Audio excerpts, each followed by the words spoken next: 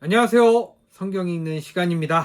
네, 오늘은 어제에 이어서 역대하 7장부터 8장 9장의 말씀을 보도록 하겠습니다. 네, 어제 이제 솔로몬이 기도를 쫙 멋있게 하면서 마무리가 됐잖아요. 네, 과연 솔로몬은 그것을 다 지킬 수 있을까? 뻔히 보이는 미래인데 모른 척할 수가 없어가지고 그걸 아는 놈이 막 그래 이렇게 욕을 했었는데, 과연 이제 성전도 다 지었고 기도도 했고, 앞으로 이제 제가 봤을 때 제 예상으로는 근데 이게 솔로몬 마지막이 너무 각인이 돼서 저한테 안 좋게, 너무 안 좋게 각인이 돼서 자꾸 솔로몬 그러면은 다른 거보다 와, 걔 왜 그랬지라는 생각밖에 안 들거든요. 네, 과연 이제 오늘 그 얘기가 나올 것 같긴 해요. 느낌상 성전도 다 지었고 솔직히 할 게 없잖아요. 네. 과연 그 이야기에 비하인드가 또 숨어 있을까? 그 이유가 좀 설명하지 못한 부분이 또 있지 않을까? 이런 기대를 좀 해보면서 역대하 말씀 보도록 하겠습니다. 네, 먼저 역대하 7장의 말씀 보도록 하겠습니다. 솔로몬이 기도를 마치니 하늘에서 불이 내려와 번제물과 제물들을 살라버렸고 주님의 영광이 그 성전에 가득 찼다. 참 좋아요. 네.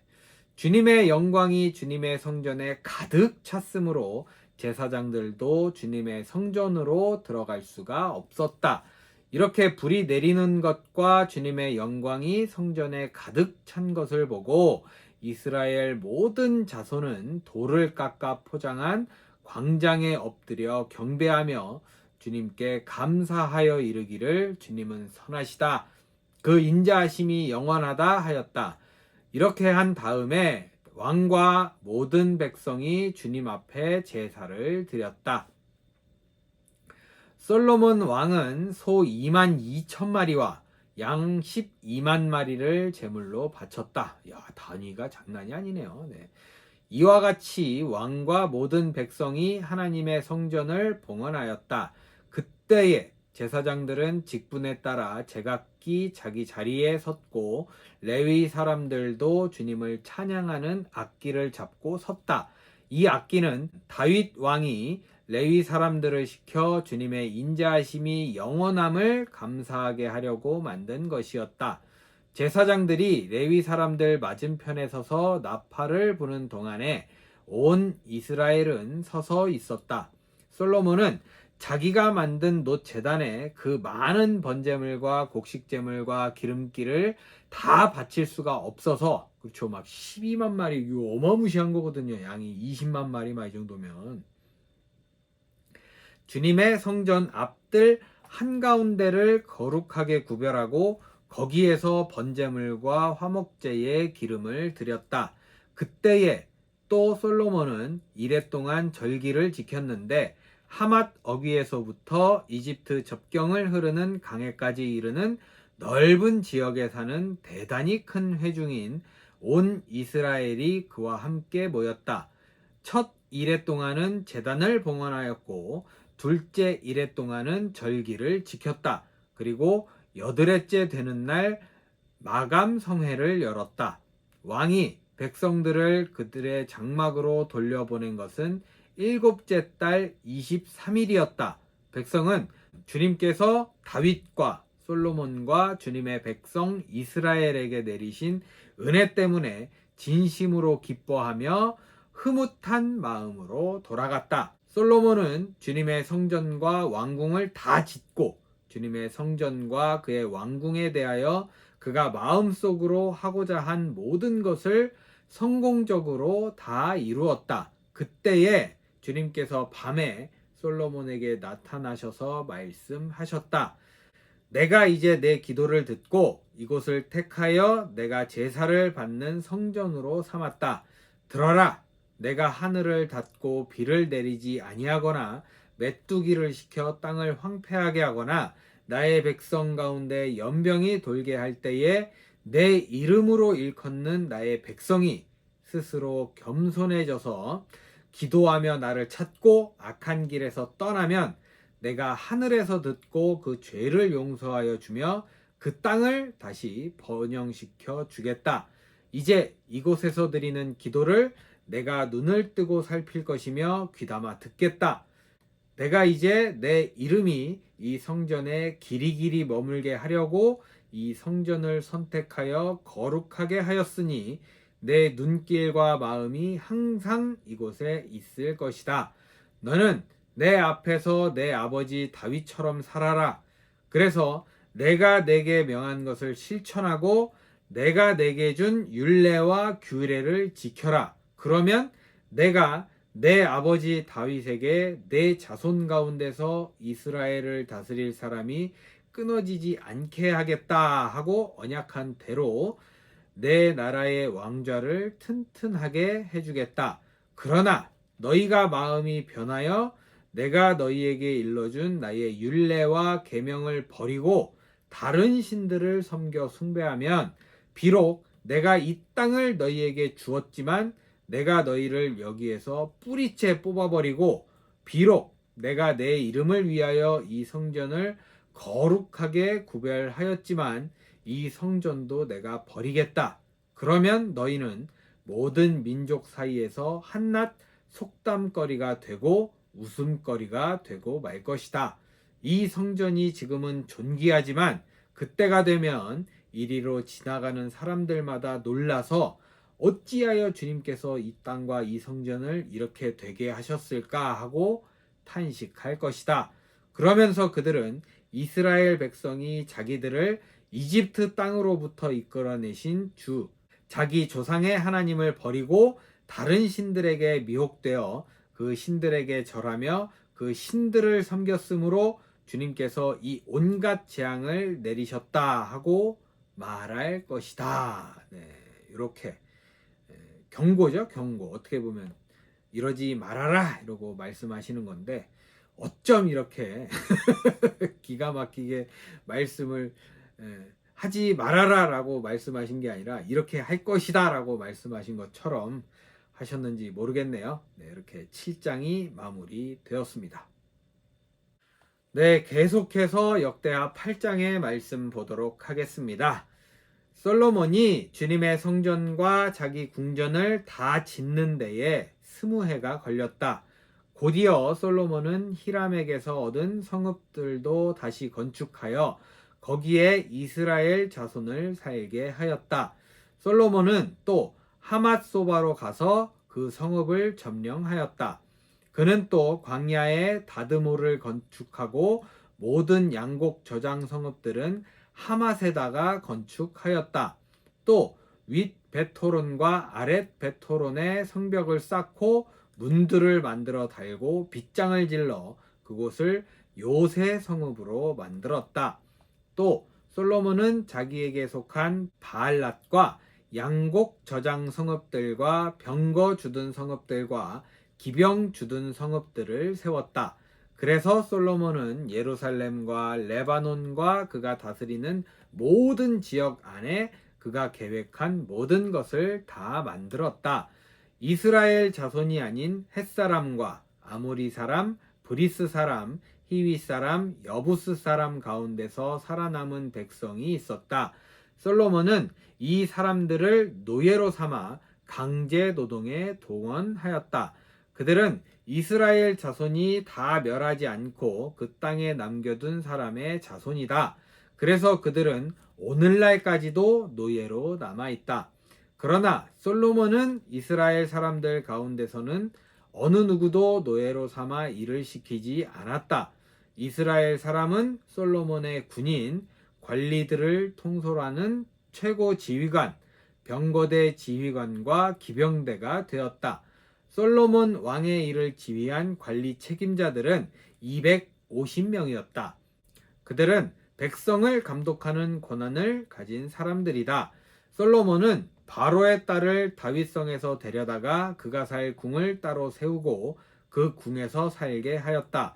솔로몬은 이스라엘 왕 다윗의 궁은 주님의 궤를 모신 거룩한 곳이므로 그의 이방인 아내가 거기에서 살아서는 안 된다고 생각한 것이다. 그때에 솔로몬은 자기가 현관 앞에 세운 주님의 제단에서 주님께 번제를 드렸다. 그는 안식일과 세 달과 해마다 3번 지키는 절기인 무교절과 칠칠절과 초막절에 대하여 모세가 명령한 제사의 일과를 그대로 하였다. 솔로몬은 또 자기의 아버지 다윗이 정한 법을 쫓아 제사장들에게는 갈래를 따라 차례대로 봉사하게 하였고, 레위 사람에게도 직책을 맡겨서 날마다 찬송하는 일과 제사장들을 보좌하는 일을 하게 하였다. 그는 또 문지기들에게는 갈래를 따라 여러 문을 지키게 하였다. 하나님의 사람 다윗이 명령한 그대로였다. 제사장들과 레위 사람들은 곳간 관리에 이르기까지 온갖 일에 있어서 다윗 왕이 명령한 것은 어느 것 하나도 어기지 않고 따랐다. 이렇게 주님의 성전 기초가 놓인 날부터 시작하여 그 공사가 완성되기까지 솔로몬의 모든 건축 공사가 잘 진행되었으니 주님의 성전이 비로소 완공되었다. 이게 한 20년 걸린 거예요. 그때에 솔로몬이 에돔 땅의 성읍인 에시온 게벨 항구와 엘롯 항구로 갔더니 히람이 신하들을 시켜서 솔로몬에게 상전들을 보내고 바다에 노련한 부하들도 보냈다. 그들은 솔로몬의 부하들과 함께 오빌로 가서 거기에서 금 450달란트를 실어다가 솔로몬에게 바쳤다. 네, 이제 완성하고 그 다음 이제 나라를 다스리는 일까지 이렇게 8장이 마무리되었습니다. 네, 끝으로 역대하 9장의 말씀 보도록 하겠습니다. 스바의 여왕이 솔로몬의 명성을 듣고 여러 가지 어려운 질문으로 그를 시험하여 보려고 예루살렘으로 그를 찾아왔다.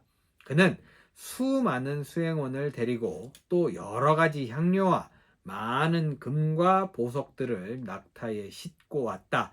그는 솔로몬에게 이르자 마음속에 품고 있는 온갖 것들을 다 물어보았다. 네. 여왕 참 좋은데 이름이 스바 여왕이 좀 걸리네요. 네. 한국 사람 한정이죠, 이런 건. 네. 솔로몬은 여왕이 묻는 모든 물음에 척척 대답하였다. 솔로몬이 몰라서 여왕에게 대답하지 못한 것은 하나도 없었다.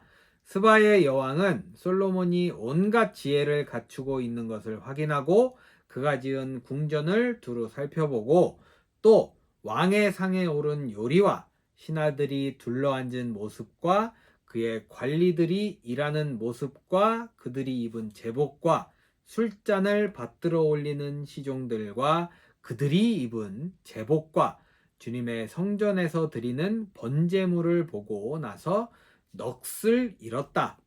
여왕이 왕에게 말하였다. 임금님께서 이루신 업적과 임금님의 지혜에 관한 소문을 내가 내 나라에서 이미 들었지만 와서 보니 과연 들은 소문이 모두 사실입니다.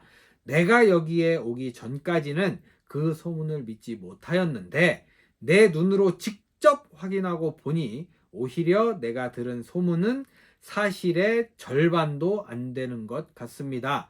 임금님께서는 내가 들은 소문보다 훨씬 뛰어나신 분이십니다.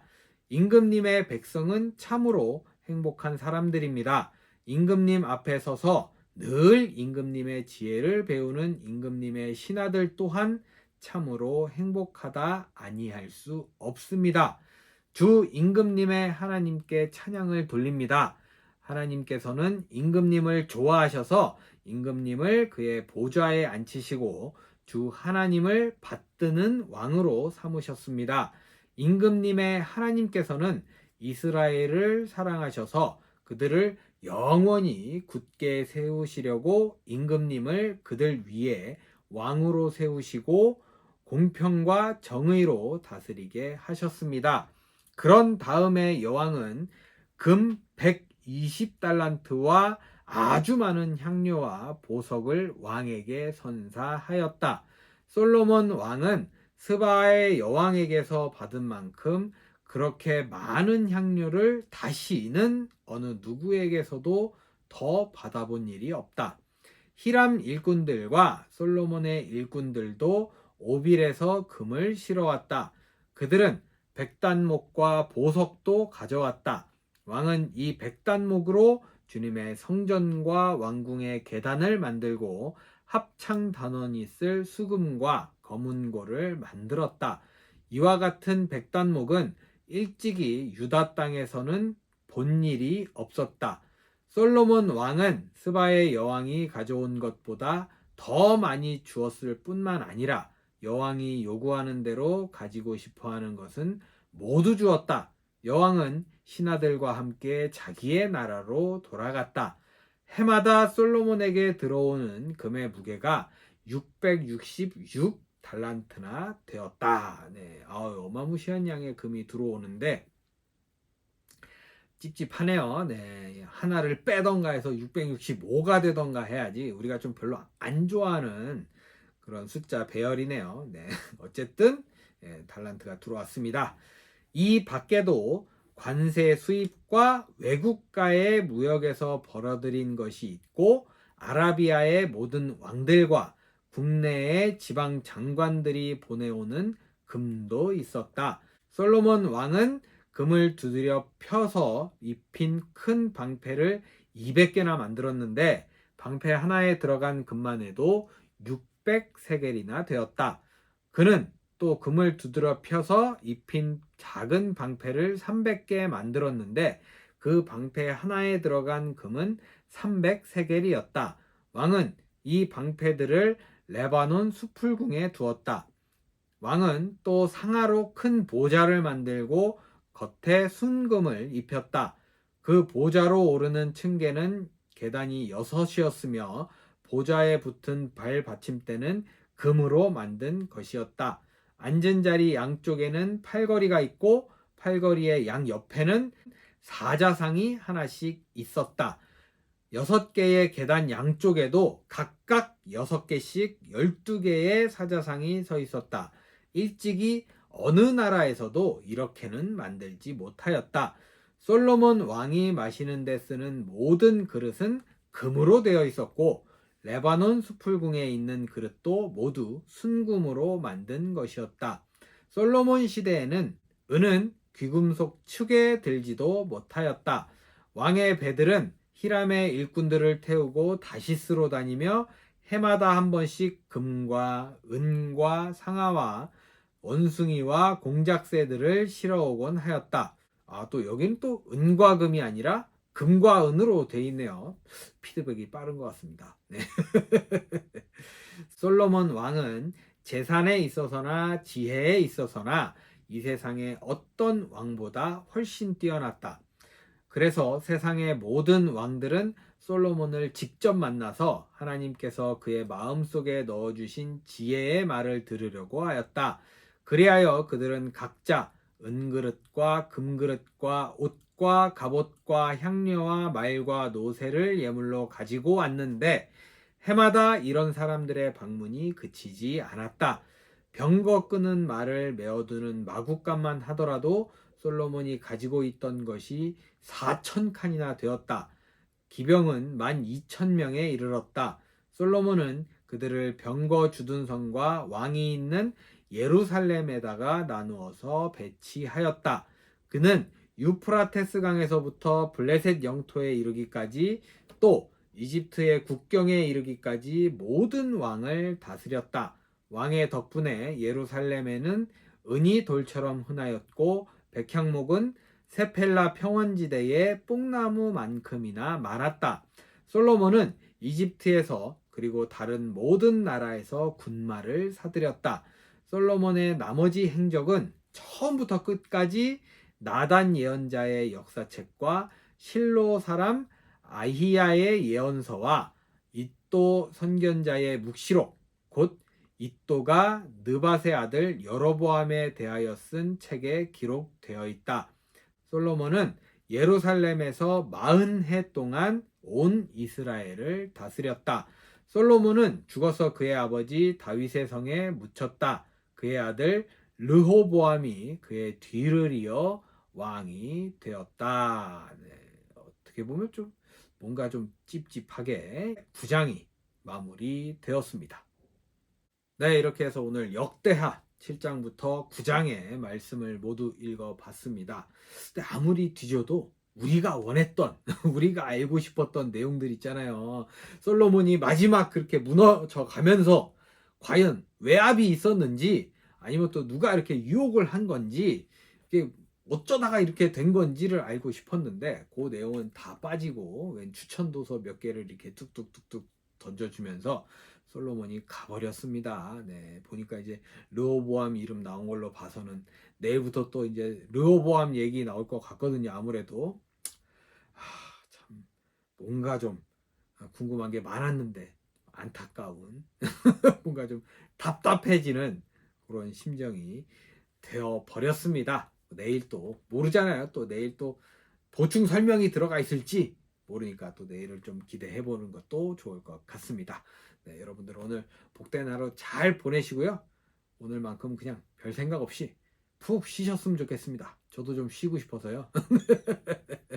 여러분들도 그냥 집에 딱 가시면 뭐 해야지 다 그냥 뒤로 쫙쫙 이렇게 밀어 놓으시고 빨랫감 밀듯이 다 밀어 놓으시고 오늘만큼은 좀 푹 쉴 수 있는 평안한 그런 쉼이 있는 오늘 하루를 보내시는 건 어떨까라는 생각을 하게 됩니다. 가끔 이런 날도 있어야 돼요. 네. 어쨌든 저는 내일 역대하 10장부터 12장의 말씀을 들고 찾아오도록 하겠습니다. 오늘도 함께 해주신 여러분 감사합니다.